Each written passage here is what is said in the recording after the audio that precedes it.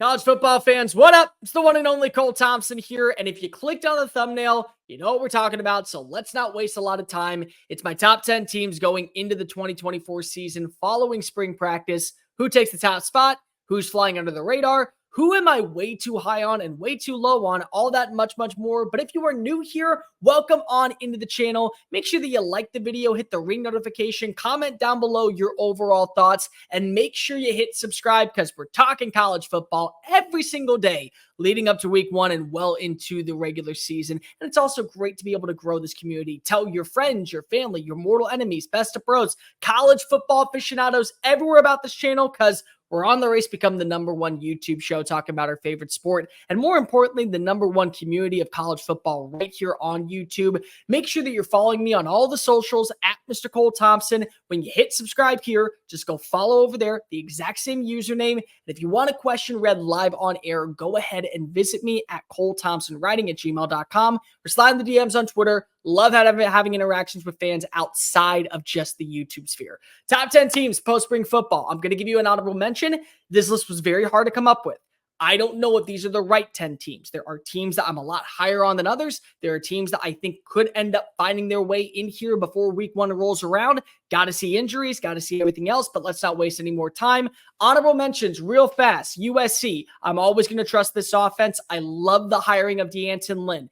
The two questions I have: how quickly can this defense adapt to playing in the Big Ten? How quickly can this offense be able to go toe-to-toe with Big Ten defenses? Miami.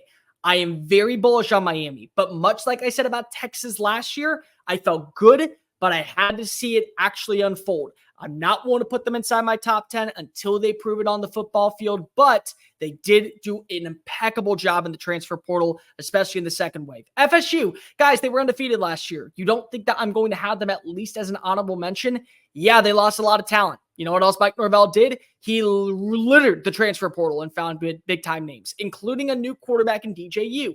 And before anybody starts laughing, DJU could actually end up hitting. We've seen this before, where once you get the right system, once you find the right personnel, it all comes together. I'm not sleeping on FSU just yet.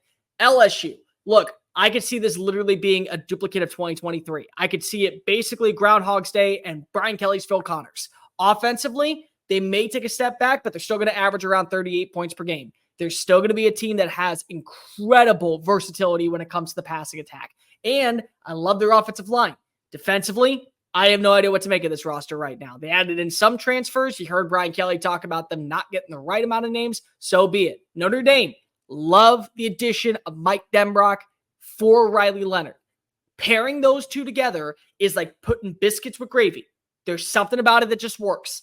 And I think that this team, the physicalness, the defensive callousness, the way that they were able to retain talent on the defensive side of the football, including their strong safety, they're in a really good spot. Xavier Watts is ready to blow up this year.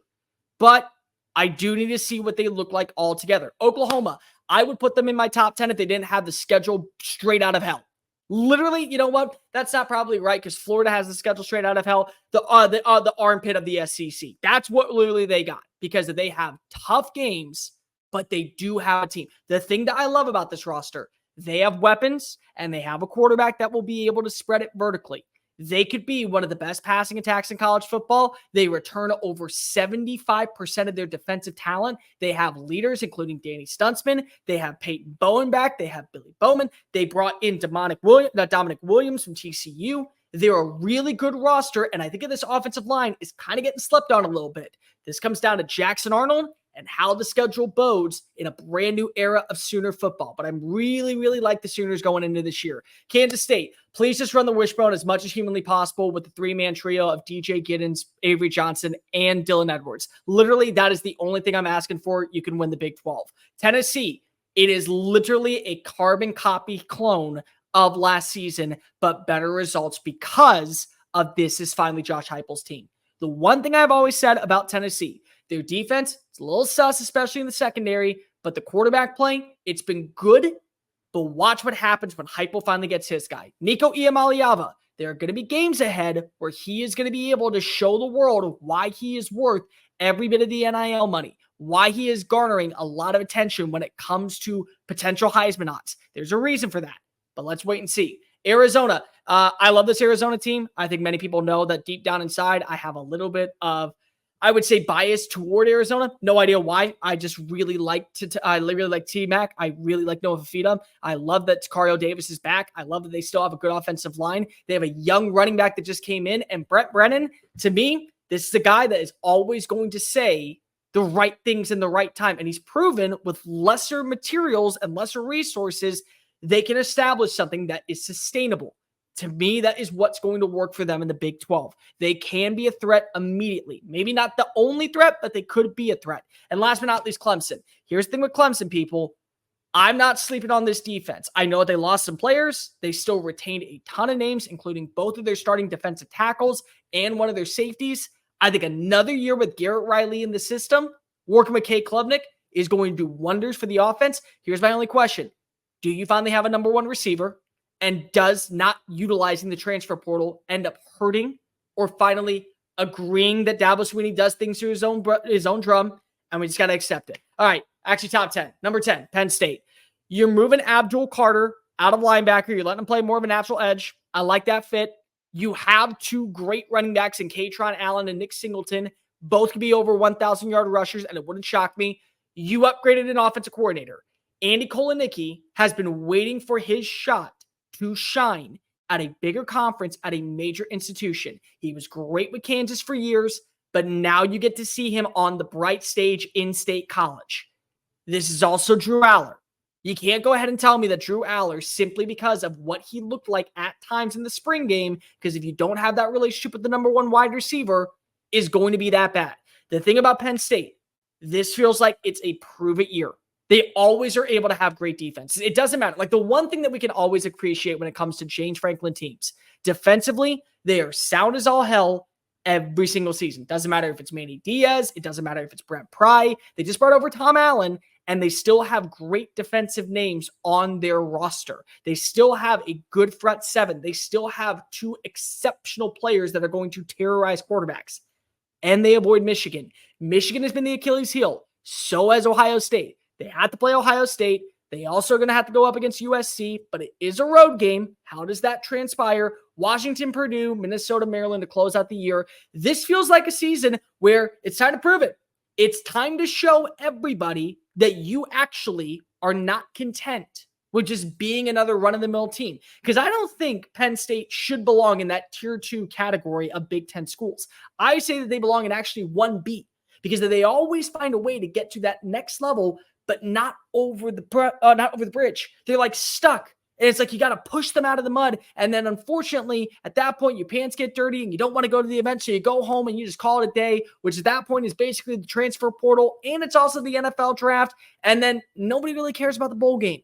Well, it's a 12-team playoff. Show that you belong. Just show that you belong if you're Penn State. That's all you're asking for at this point. And because you avoid Michigan, really you're replacing it with who? Who are you actually saying? Wisconsin? Purdue?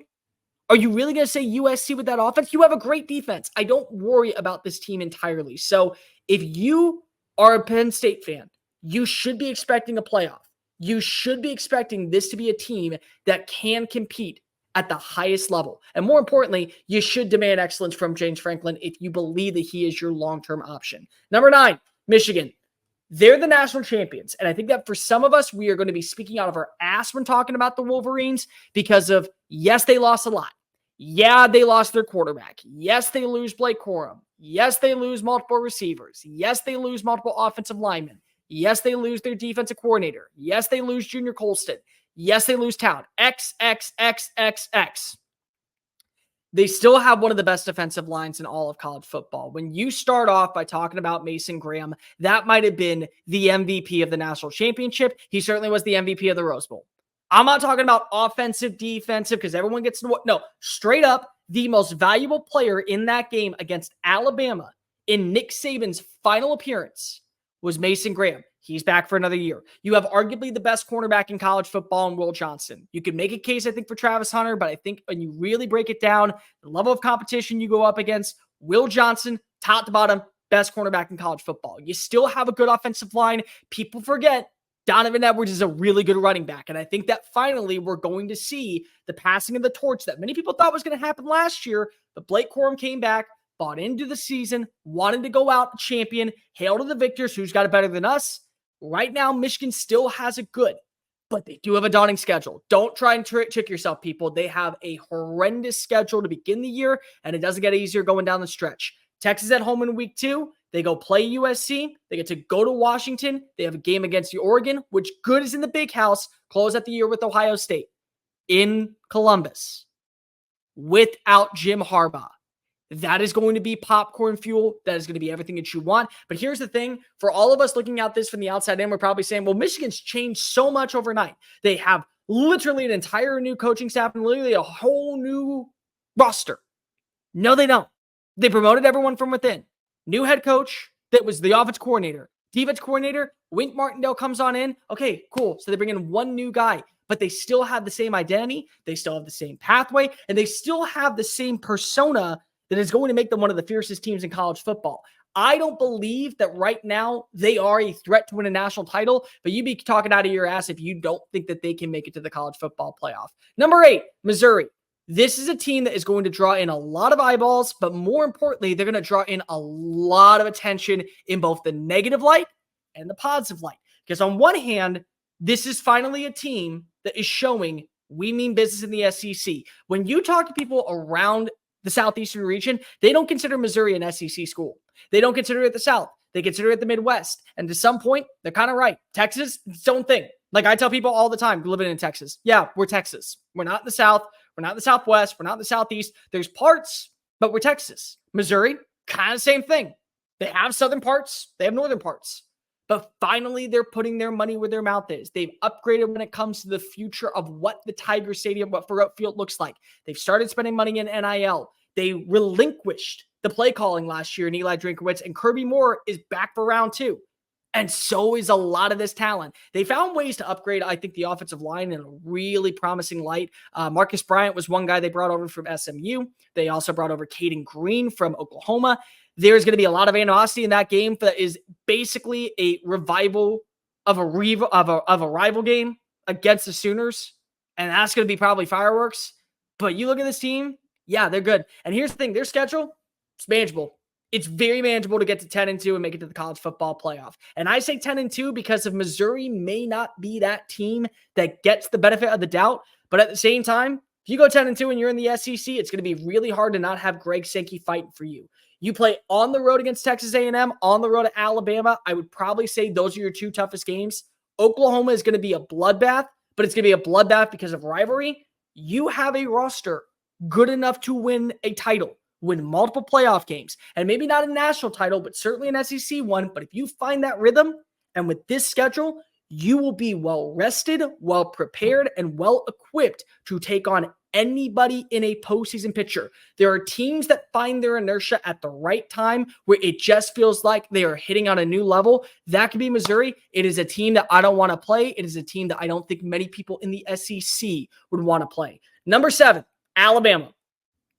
I feel very uncomfortable with this one because on one breath, there is no right answer here. And this is the one team when you actually go back and you look at your rankings and you sit there and you say, okay, well, where do I put this team? Where do I put this team? I feel good about this. I feel good about this.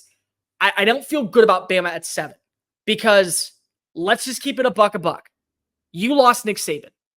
You lost the greatest coach that has ever graced college football. You lost an icon that will never be duplicated. Kirby Smart is going to have a great chance to emulate what he learned underneath Nick, now with Nick gone in Athens, but you're never going to emulate what you saw for over a decade in Tuscaloosa. There's a reason it's title town. You lost talent. You lost a lot of names in the transfer portal. There is one player in college football that I feel like is irreplaceable that still resides in the actual game, and now he's in Columbus, and we'll talk about him in a little bit. But you have to realize the one player coach that you got is probably the one that's going to keep you ahead, and that's why I have to leave him at 7. Kalen DeBoer, you put him at any other school. Let's just say Jim Harbaugh goes to the NFL, and they don't go internal promotion. Sharon Moore, he's a good guy. We like him a lot, but you know what? Not really our cup of tea. We're going to go ahead and pass him by. Kalen DeBoer, I don't know if you're going to be elite, but you're going to be a damn good team. You're going to be a damn good team for the second that you arrive, and that coaching staff is going to be great alongside him. You put him in Oklahoma State, you're going to be a great team. You put him in every other situation. Oregon, USC, he follows Jen Cohen, Arizona, whatever it is, you will be a better team because of Kalen DeBoer. And it's so unfair to have this conversation, but we have to because of it is Nick Saban.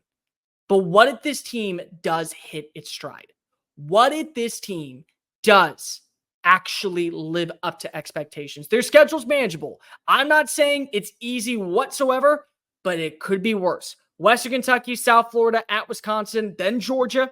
Georgia at home, which is a big win. At Tennessee, you already know what that game's going to be like. There is revenge fuel that is wafting still from the cigars that have not been put out over 2 years ago in Neyland. You also got games against Oklahoma on the road and then Auburn to close out. And Auburn's at home. And we know that right now, Alabama has kicked Auburn's ass every single season at home. But I do worry about that Oklahoma game because that feels like a trap moment where you're looking ahead. If you're Kalen DeBoer, that can't let that happen. You can't let that happen if you're DeBoer. But when you see this team defensively, I think they're going to be fine. I know they had some trip ups during the spring game. Spring. Brand new system. Give it time. It's hard to replace the GOAT. It's hard to replace the formula. It's hard to replace the product. It's hard to replace everything about him. But at the same moment, you look at where this team resides and how they have been able to kind of revamp themselves, especially when they were able to get back Ryan Williams. And Ryan Williams, 5-star plus talent. That's a 5-star plus talent. He says, I'm good enough to go play for Kalen DeBoer. At that point, every other 5-star in America should be ready to hold their own. The next team, I nearly put top 5. This is the only team I feel like I could move down, but I don't want to because I know this team. It's Utah. We have to throw last season out the water. The other thing that we have to do is just admit right here and right now as a society, as a program, as literally college football fans, death, taxes, Kyle Whittingham get into a potential postseason. He is Thanos. It is inevitable. Last season, nobody could have won with that situation. Nobody. You don't just lose your starting quarterback and have no contingency plan because you think you're going to be good and have Cam Rising back at some point. You don't. You don't have a legit number 1 wide receiver because the other 2 get hurt. You don't have a good run game. You lose multiple players in terms of the offensive line to injury. You have players playing out of line. You have players not hitting their stride. You have young players that are still acclimating themselves to the new likes of what Salt Lake City is. And it was an 8-5 finish. It was a down year. It was not a year that we're going to talk about in most seasons when it comes to what the Utes are. But you got to remember, Kyle Whittingham is a winner. Kyle Whittingham and Utah has got to be the most underappreciated team in the last 2 decades of college football. And I'm done. I'm done listening to people who don't understand what Salt Lake City is. Go to a game at Rice-Eccles Stadium. I promise you, when you go walk in, take in a moment, breathe, and experience what is Ute football because it's special. And it's special because the guy who's leading the charge. There are not many coaches who are at the same pedigree. There are not many coaches that can walk into a brand new conference like Utah is and just say, no, I'm the best. And about 99.8% of people would go, yeah, that's very fair. You know what the 0.2% is? Those in Oklahoma State. They are saying it's Mike Gundy. Nope, it's Kyle Whittingham. You know this is going to be real. And also, you get back Cam Rising. You get back Brayton Kuthi. What happened the last 2 times that these 2 were on the field together? Not only did they win the Pac-12 title, but they were competitive and they went down to the wire in the Rose Bowl. Well, there is no more Rose Bowl for you. There is just a college football playoff. And this is a team that I can say right now, based off what they brought in via the portal, I love the addition of Dorian Singer. If I get the Dorian Singer that thrived at Arizona, that didn't find his hitch during his time at USC, if I get that version in the Big 12, go ahead and name him an all Big 12 receiver. They are loaded. Defensively, they're always going to be great. It's literally like whenever you just see a hot hand at the table that you have no idea why they're going on a heat streak, that's Utah. And it's been Utah for a while. So I'm not counting out the Utes. You can't count out the Utes. In my opinion, they are the pinnacle of the Big 12 going into this year. Their schedule is extremely manageable. The toughest game that I worry about for them is actually UCF. And the reason why is because Gus Malzahn, something about him, and it's been this way for over a decade, he gets one win he shouldn't get, and it usually happens at home. Where's the game? It's in the bounce house. That's the only game I'm sitting there going, I got my flyers on for that one. I got my feelings that this might be an upset. Besides that, you look at Utah. They are the pristine capital of what will be the Big 12. Salt Lake City, Rice-Eccles Stadium. I promise you, within 2 years, will be the coup de grace of the Big 12. It will be the most hostile atmosphere in the conference, and this will be the cream of the crop. They are, in my opinion, the front runners to be the flagship of the Big 12 moving forward. Number 5, Ole Miss. Here's the deal. This feels like a winner-take-all season. Jackson Dart's going into year 3. He could have gone pro last year. He said, nope, I want to come back for one more season. All right, they're buying in. They believe that he can be the guy. It's time to put up a shutout. They added in more players. Lane Kiffin, transfer portal king. I know that you have other options. No, still Lane Kiffin.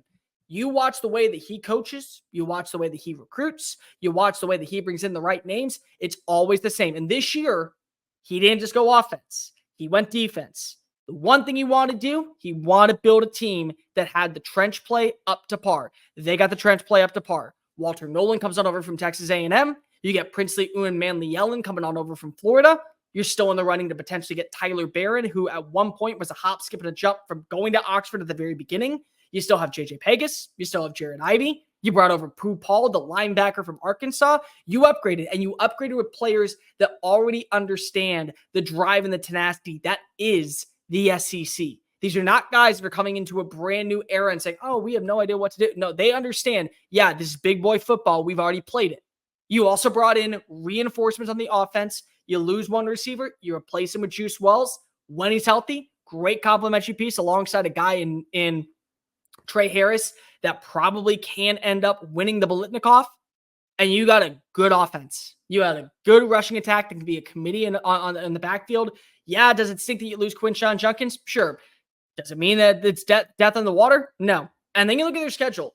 They have 3 games that are really challenging. And I don't know if a 9-3 Ole Miss team will be able to get to the playoff, but a 10-2 team will. A 10-2 team absolutely should.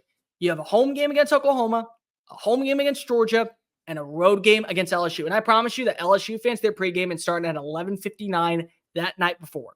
Maybe it's even 11:59 on a Thursday. Because they don't want to hear Lane Kiffin run his mouth another season, another offseason. But it's a manageable schedule. It's a veteran roster. And the one thing you can take away, everyone agreed, we are coming back for the last dance. This is the last dance, and it only ends the way that Michael Jordan wanted it to. Number 4, these teams are the ones I truly believe right now you can just write in permanent marker somewhere on the board. They will be in the playoff. Number 4, Texas. They're the newcomers in the SEC. I don't care. Their schedule is a little bit challenging. I don't care. You look at the way that Steve Sarkisian had this roster rolling at the end of last season. They were one throw away from potentially being in the national championship. And they might have upgraded that wide receiver. Not in terms of production, but in terms of speed and in terms of capabilities, they have dudes. They got studs. There's a saying by Bobby Petrino. If you haven't heard it, it's called FTS, Feed the Studs. Quinn Ewers can FTS all the hell he wants in Austin this year. Silas Bolden, we haven't even seen him yet. He is pure lightning in the bottle. Matthew Golden, good return man. Isaiah Bond, he's more than just 4th and 31. You also have on-campus Jonte Cook. Cook is going to cook. If you do not believe that number 2 can be a number 1 receiver, I don't know what to tell you. And Sark also made sure that when he lost Jeff Choate, he upgraded that defense coordinator. That is a move that you're going to start seeing moving forward. Guys who maybe are getting lesser tier jobs, they're going to go get more prominent coaches from other schools and bring them in to replace them. Johnny Nason comes on over from Arizona, and who follows? Both of his defensive tackles, including Bill Norton, who I have been hyping on for weeks at this point. You also brought over several defensive linemen. You also brought over AAC Defensive Player of the Year, Trey Moore. They got Colin Simons. This is a really good team. This is a team that immediately shows up. Like, you know, when you go ahead and you bring your brother to a house party and then he brings a friend and the friend is like 6'8". He's like, no, I'm coming in. Yeah, you're coming in. That's Texas joining the SEC. I'm sitting at the big boy table. No, you're not. Yes, he is. Yes, you are. Move away. Texas A&M, you go away. Kentucky, go away. Missouri, you're not here just yet. We got to leave a seat for Texas. That's it. That's the way it should be. They have a schedule that is favorable in their minds. I do worry about Red River. Besides that, look at this team, top to bottom, very hard to find a flaw with them. I would write them in permanent marker that they are going to the playoff in one of these 12 spots. 3, Oregon. Right now, I would not bet on any other coach more than I would bet on Dan Lanning to be successful moving forward. He gets it. In my opinion, when you look at what is the perfect balance of a coach in college football, it's Dan Lanning. And the reason why is because of he knows you can't just win in the portal. You have to be able to establish young culture. You have to be able to establish a young recruiting baseline. You have to be able to build with your young talent each and every offseason. But you look at this veteran team, you're getting Dylan Gabriel to come on over with 48 starts under his belt. Let's just say he ends up just starting every game and they go to the national championship. He will have more starts than Bo Nix. Bo Nix broke the record last year. He will have more. It's that crazy. Oh, and by the way, sitting behind him for a season, Dante Moore. Dante Moore, for a year, is going to be able to learn everything that is going on when it comes to playing quarterback at the next level. On top of that, you brought over Evan Stewart. What was the one thing that we knew about this offense last year? Tez Johnson, one of the best slot receivers in the country. You also had Troy Franklin. Both of them went over for 1,000 yards. It's great when you have a good running back, and I love DJ James. I love DJ James. But when you can have two wide receivers that can do a little bit of everything and complement each other extremely well, like Evan Stewart from Texas A&M, I think can, that's a really good overall balanced roster. And on top of that, you have a defense that's filled with upside talent and players that are still in the portal looking for their next destinations that you're not out of. You really feel like a Frankenstein monster. I compared them last year to literally Frankenstein from Mary Shelley because they had bits and parts from every single conference where they would have been successful. They can play like a Big Ten team because they have big boys up front. They can play like a Pac-12 team because they got that speed on the outside. They can play like an SEC school because they had a good quarterback mind and they had a great rushing attack. Oregon, to me, is the perfect blend. Their schedule, I like it. I don't think that they're going to go undefeated. But I do think right now it is very hard pressed to say that they are not the second best team in the Big Ten and certainly not one of the best teams in all of college football. Number 2, Georgia. Georgia, to me right now, I put them at 2 because I do wonder what it's going to be like losing a Brock Bowers and a Ladd McConkey. Can you replace that production? And their schedule is a lot tougher. Go ahead and look at Georgia. Who do they play? Clemson, neutral site location, Texas, Alabama, Ole Miss, Tennessee. I mentioned every single one of those teams as a potential top 25 roster this year. They're going to earn their right to be in the playoff. And they're going to earn their right to be a team that can actually win it all. And they have a great defense, like they always do. They have a great rushing attack, like they always do. They know how good of a roster they are. And it all comes down to making sure that they don't duplicate their success. They're only building off it. And the one thing about Georgia that you know, if you've ever paid attention to them, they're not a team that wonders what happens if we lose. No, they're a team that wonders what happens to the next team when we kick the living dog crap out of them because we lost the week before. And so I think that this is a team that even if they were to lose a game, you're going to see a fire ignited underneath their keisters that will literally turn them into straight rockets that are going to explode across the SEC. They're that good. They have a Heisman Trophy winning caliber quarterback. They have a team that can easily go toe-to-toe with anybody in college football. I can't sleep on this team. I don't think anybody else should. They are the cream of the crop in the SEC moving forward. And by the way, Kirby Smart, when you win back-to-back national championships, when you have the highest ranking that long in the number 1 poll, you're worth $13 million. But number 1 for me is Ohio State. I'm not going to spend a lot of time on this one, mainly because my laptop is about ready to die. But Ohio State, just talk about their defense. What they return is disgusting. You add one of these players back, you should feel good about yourself. JT Tuimalau, Denzel Burke, Jack Sawyer, and you add in Caleb Downs. One of them, you should feel like that you are one of the best defenses in college football. I don't know who's a better defense. I don't know if you will see a better defense this year. Offensively, what they were able to bring back in Donovan Jackson, great. Travion Henderson, great. What they have in terms of adding in talent like Quinshon Judkins, good God. You have 2 elite wide receivers. Cardinal Tate, former top-tier receiver coming out last offseason. This offseason, Jeremiah Smith. Oh, by the way, you still have Emeka Ibuka, who's gone for over 1,000 yards before working with another quarterback that has a high standing. You have 5 quarterbacks on campus. One of them has to be in. One of them has to hit. Jim Knowles has a team that right now is built defensively to be the best in college football. Secondary, pass rush, run defense, every level. You have an offense that can finish top 10, I think, in every single metric. You also have a very favorable schedule. 3 games I worry about, and they're all back-to-back-to-back. At Oregon, Nebraska, and you get a bye between those two, Penn State on the road. That's it. You end up winning all three. I don't think you lose a game. I think that you easily make it all the way to the national championship, and I think that you are the ones to beat right now in college football. That's the way I view it. Quarterback is the only thing I worry about, but you have 5 options. One of them has to hit. But let me know in the comment section down below, who did I miss on? Number 1, Ohio State. Number 2, Georgia. Number 3, Oregon. Number 4, Texas. Number 5, Ole Miss. Number 6, Utah. Number 7, Alabama. Number 8, Missouri. Number 9, Michigan. Number 10, Penn State. Make sure that you like, hit subscribe, follow along because we're talking college football every single day leading up to week 1. Tell your friends, family, mortal enemies, best of bros, and college football aficionados everywhere about this channel. And until next time, folks, I am Cole Thompson. Later.